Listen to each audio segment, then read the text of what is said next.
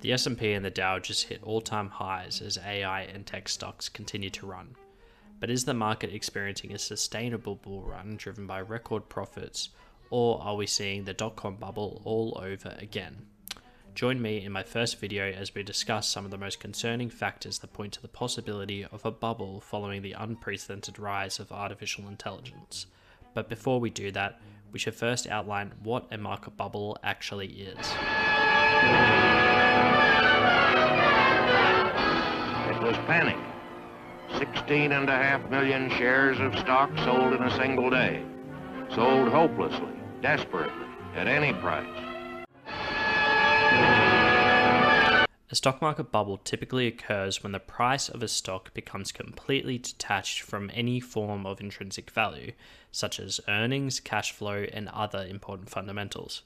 This is usually driven by a narrative that fires up investors' expectations for unrealistic profits. The most recent example of this is the dot-com bubble of the 1990s. In the 90s, when I was in diapers, companies with little to no profits were valued at billions just for having .com in their name.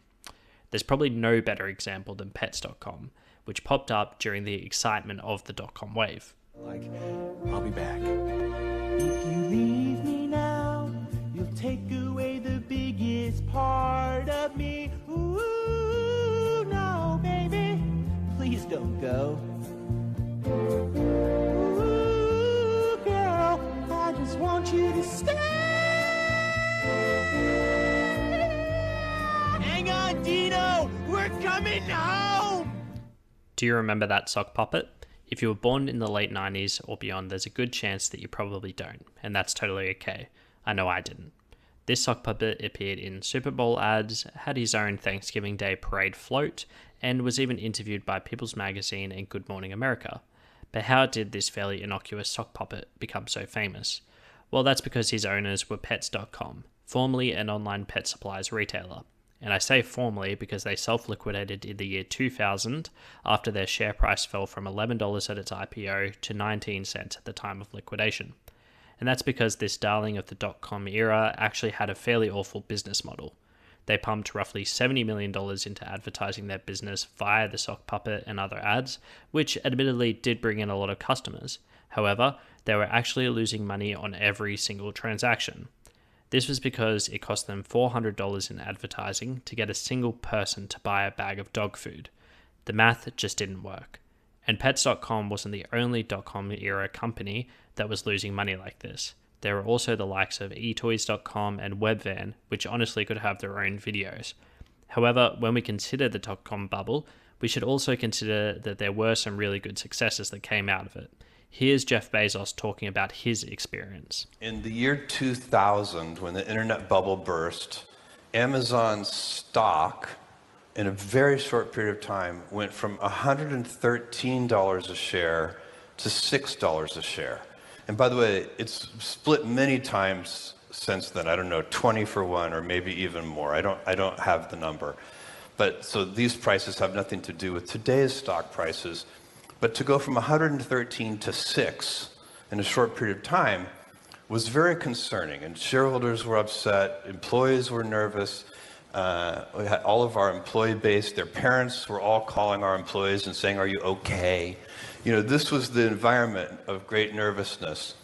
But I looked at the numbers in the business, and every month, as the stock price went from 113 to 6, a number of customers went up every month.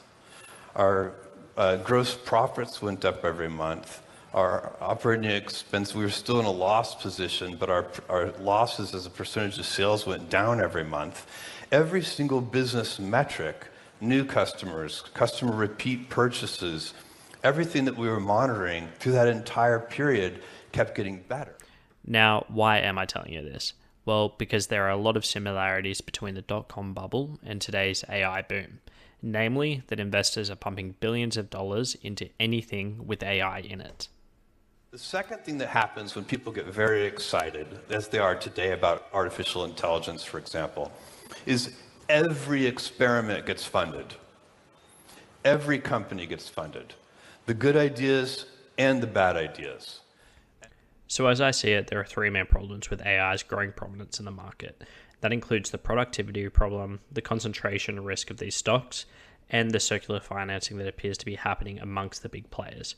To just briefly touch on productivity, there's been a couple of reports which sort of point to this problem. Namely, there's a Deloitte report that's found that while the typical technology investment takes about a year to pay for itself, with generative AI, that takes about 2 to 4 years. As well as this, a recent MIT report found that around 95% of organizations are still seeing no measurable returns on their generative AI pilots. Moving on to concentration risk. The top 5 companies in the S&P 500 now account for over 30% of the entire index's value. This is double the concentration we had a decade ago and higher than the peak of the dot-com bubble. Additionally, in 2025, just a few of these stocks accounted for over 50% of the S&P 500's total returns.